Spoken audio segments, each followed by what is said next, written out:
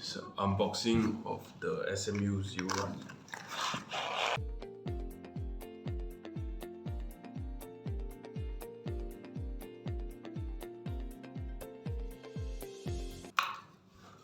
On the top cover, you can see the general layout of our SMU01. And at the front, you will see the screen with different control buttons. There's a lock at the side of the control button, which allows the controller to be locked in place, and you can release the lock to pull out the controller. Over here at the side, you will see the various connectors. These connectors are for wiring purpose to view different parameters from the controller. Over here, you can see the CAN/RS485-1. This is communication for the rectifier.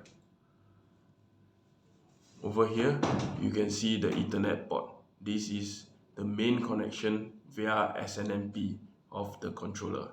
Another way to communicate is via the micro USB port at the front side of the controller. On a general overview of the wire connections, you can see that input on the green color connector here, which is your main source of input.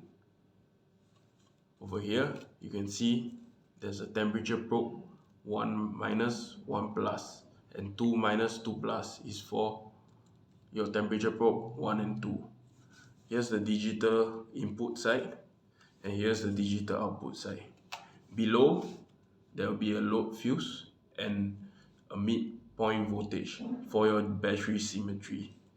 Next to it, there will be a voltage minus and positive for voltage reading, and beside the voltage reading, there will be a current. Is for your shunt connection to measure the current of the charging and discharging of batteries.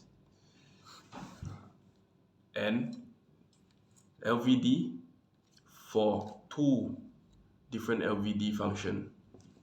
And battery fuse, there will be 8 different fuse for 8 connections.